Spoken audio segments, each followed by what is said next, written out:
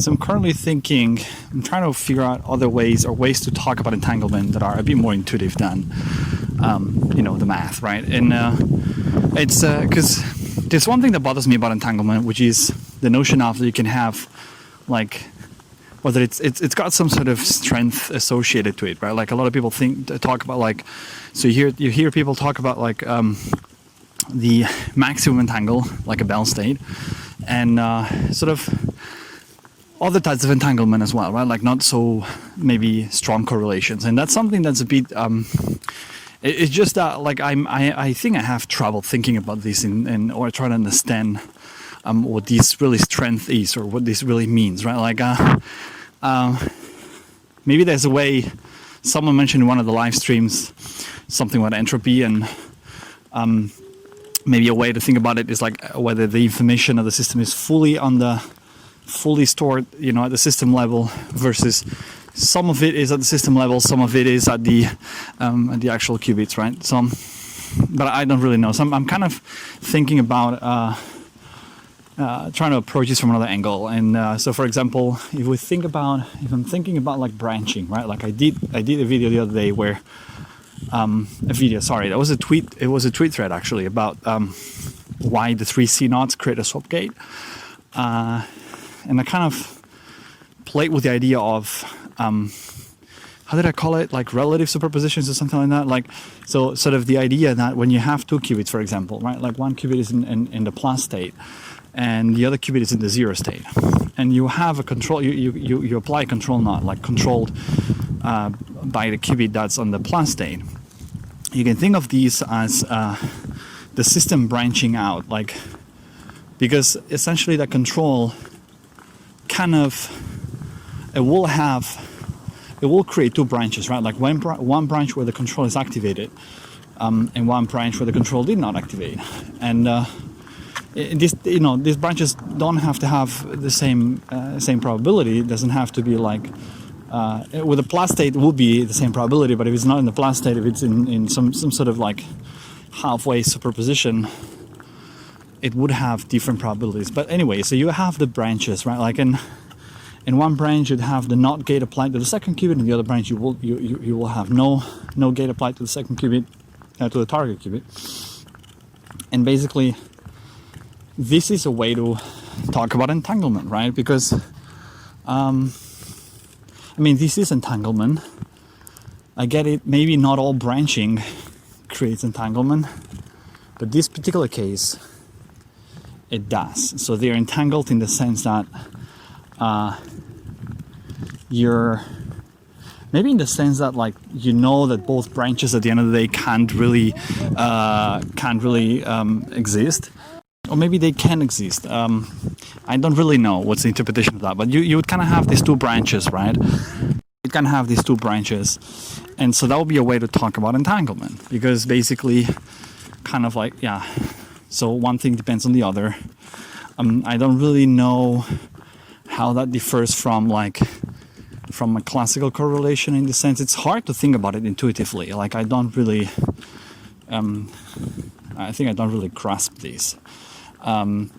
And so how would you think about non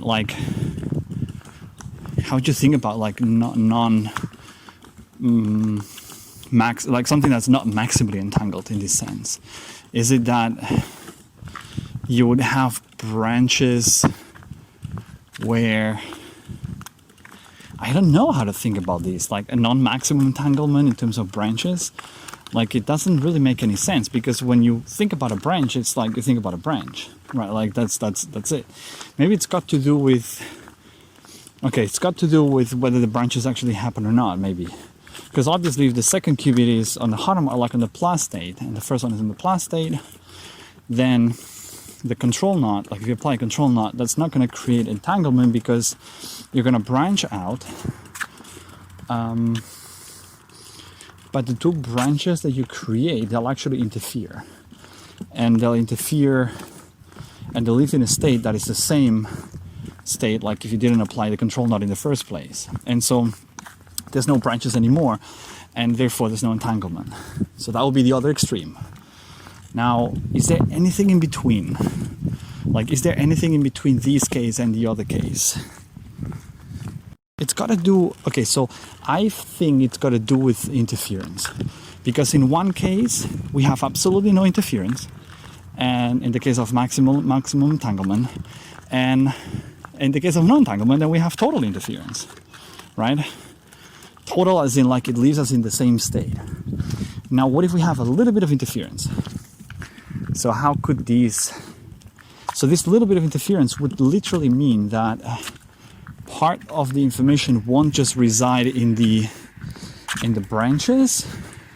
Okay, I don't know if that makes sense. What would be a case, right? Like imagine we have maybe a, I don't know, like what would be a case? Like a control knot on a gate that's in a plus state. I can't come up with an example actually. I can't easily come up with an example. Like in my head, right? Like what would it be? A control knot on a state that maybe has got some phases somewhere in there, and so when you do a control knot, you're moving the phase around, maybe, and because of these U and DAP, maybe with a state where it used to be minus but now it's plus or something like that. But still, I don't understand. I think this still doesn't help me kind of reach or understand what it means that like not all the information is spread across the system. Like what it means that's sort of like a non-maximum entanglement. That's puzzling. That's really what's puzzling me. I don't know. I don't think I'm gonna figure it out now. It's but at least, okay, so in terms of branching, that sort of makes, it seems like that should be a thinking path that we could follow. So maximum entanglement, it's when there's maximum interference, no interference, and maximum and like no entanglement is when there's maximum interference. That would be probably, that's a good way to think about it, I think. And somewhere in between. I have to think about an example where there's a little bit of interference, and that will be the case of when entanglement is not maximum. That's a neat way to think about this, I think. I might be totally wrong. I don't know. I really don't know.